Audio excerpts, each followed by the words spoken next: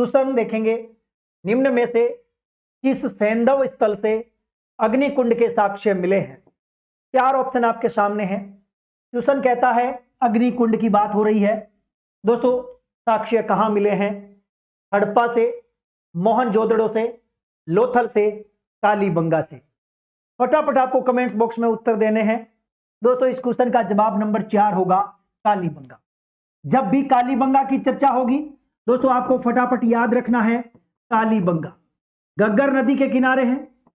घग्गर नदी हनुमानगढ़ जिले में पड़ती है। ठीक है, हड़प्पा और पूर्व हड़प्पाकालीन सभ्यता है। हाँ जी, हड़प्पा और पूर्व हड़प्पाकालीन सभ्यता स्थल है। सबसे इंपॉर्टेंट चीज है यहां पर दोस्तों, इसकी खोज करने का श्रेय किसको है? हाँ जी, अमलानंद घोष। याद रखना है, हाँ जी, अमलानंद घोष ने इसकी खोज की। बीबी लाल और बीके थापर, हाँ जी, बीके थापर ने क्या किया? उत्खनन किया। याद रखना है उत्खनन किसने किया? इन दोनों ने। Very important. ये है आपकी कालीबंगा सभ्यता। एक चीज और कहते हैं कि यहां पर एक तो नगर क्षेत्र और एक दुर्ग क्षेत्र मिले हैं जो दोहरे परकोटे से घिरे हुए हैं। तो याद रखना है यहां पर जो दुर्ग और नगरीय क्षेत्र जो है वो दोहरे परकोटे से घिरा हुआ मिला है, यानी दुर्ग के प्रमाण मिले हैं। एक बात इंपॉर्टेंट, यदि आपसे जिंदगी में पूछे कि राजस्थान की वह कौन सी सभ्यता है जिसमें दुर्ग के सबसे प्राचीन प्रमाण मिले हैं, आपको कालीबंगा ठोक के आना है। दुर्ग के सबसे प्राचीन प्रमाण यहां पर मिले हैं। ये दुर्ग और यहां पर जो नगरीय क्षेत्र है वो दोहरे परकोटे से घिरा हुआ है। ये कालीबंगा सभ्यता की सबसे खास बात। दूसरी सबसे खास बात यह है ये नगरीय सभ्यता है। ये किस प्रकार की सभ्यता है? नगरीय सभ्यता। वेरी इंपॉर्टेंट है नगरीय सभ्यता। दोस्तों यहां पर कच्ची ईंटों का प्रयोग किया गया है। वेरी इंपॉर्टेंट लाइन बोल रहा हूं, कच्ची ईंटों का प्रयोग। आपसे पूछा जा सकता है कि कालीबंगा सभ्यता में किस प्रकार की ईंटों का प्रयोग है? दोस्तों कच्ची मिट्टी की ईंटें, कच्ची मिट्टी की ईंटें जिनका अनुपात है 3:2:1। ये क्वेश्चन आ चुका है 3:2:1। ये कच्ची ईंटें जिससे यहां पर भवनों का निर्माण हुआ है। जबकि आपको याद दिला देता हूं कि चाहे कच्ची मिट्टी हो चाहे पक्की मिट्टी, किसी भी प्रकार की मिट्टी की ईंटों का प्रयोग गणेश्वर में नहीं हुआ है। गणेश्वर में केवल और केवल पत्थर का प्रयोग हुआ है। जबकि आहड़ की बात करें तो आहड़ में पक्की ईंटों का प्रयोग भी हुआ है और पत्थर का प्रयोग भी हुआ है।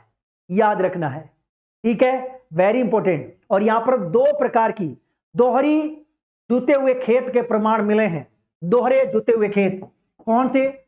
दोहरे जुते हुए खेत के प्रमाण, सबसे प्राचीन प्रमाण मिले हैं। दोस्तों इस प्रकार से खेती होती थी, इस प्रकार से क्रॉस ग्रिड प्रणाली, ये इस प्रकार से खेती होती थी।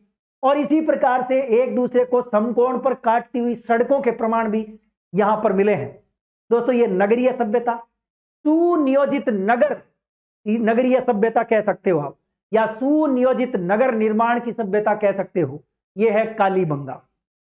यहां पर 2 प्रकार की जो फसलों की बात हो रही है, रट लेना दोस्तों। एक फसल का नाम है गेहूं और दूसरी है आपकी जौ। वेरी इंपॉर्टेंट, इन दोनों के प्रमाण यहां पर मिले हैं। ये क्वेश्चन भी आ चुका है। दोनों के दोनों क्रॉस ग्रिड प्रणाली के तहत बिल्कुल ये क्वेश्चन आ चुका है। हाँ जी, यहां पर अग्नि वेदिकाएं, बहुत इंपॉर्टेंट क्वेश्चन दोस्तों। यहां पर अग्नि वेदिकाएं मिली है।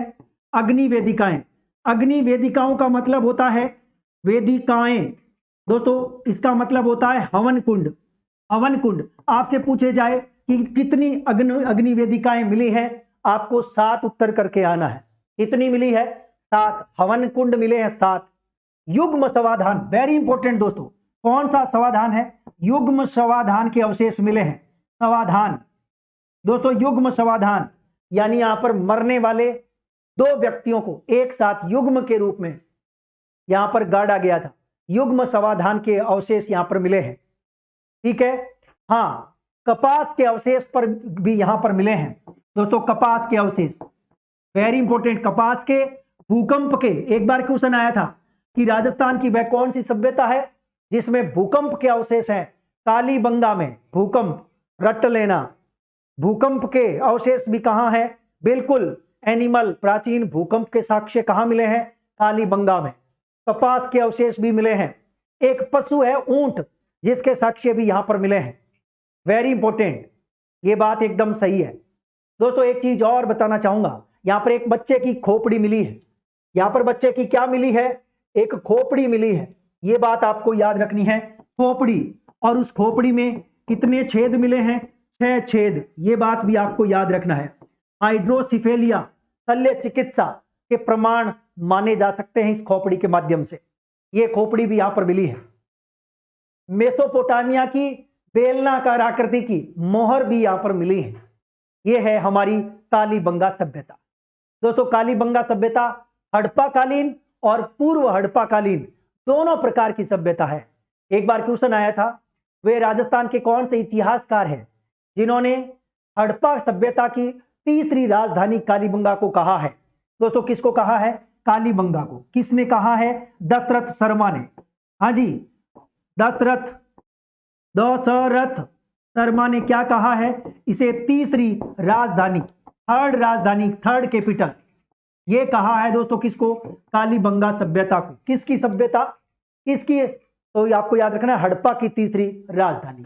बिल्कुल, स्वास्तिक का चिन्ह भी मिला है। स्वास्तिक का चिन्ह, हाँ जी, ये स्वास्तिक का चिन्ह 1 2 3 4 इस प्रकार, ये स्वास्तिक का चिन्ह भी यहां पर मिला है। हाँ, मूल रूप से स्वास्तिक का चिन्ह हड़प्पा सभ्यता मिला था पाकिस्तान स्थित हड़प्पा नामक स्थान पर। ठीक है, ये बात भी आपको याद रखनी है। दोस्तों हम बात कर रहे थे पूरी की पूरी हमारी कालीबंगा सभ्यता की। तो कालीबंगा सभ्यता के बारे में जितने इंपॉर्टेंट फैक्ट थे वो सारे मैंने आपको बता दिए हैं।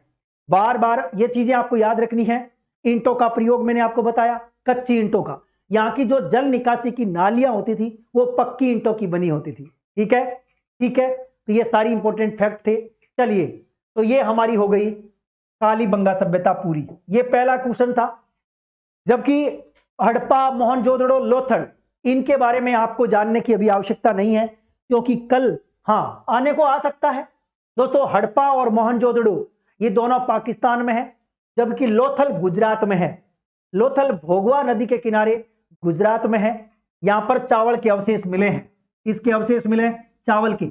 यहां पर गोदीवाड़ा, दोस्तों गोदीवाड़ा यानी डॉकयार्ड, गोदीवाड़ा या डॉकयार्ड, डॉकयार्ड यानी बंदरगाह, डॉकयार्ड के अवशेष भी मिले हैं। यह है लोथल, भोगवा नदी के किनारे है। ठीक है, चलिए भाई, ये आपका पहला क्वेश्चन था। अग्निकुंड के साक्ष्य की बात थी। इस क्वेश्चन का जवाब नंबर 4 एकदम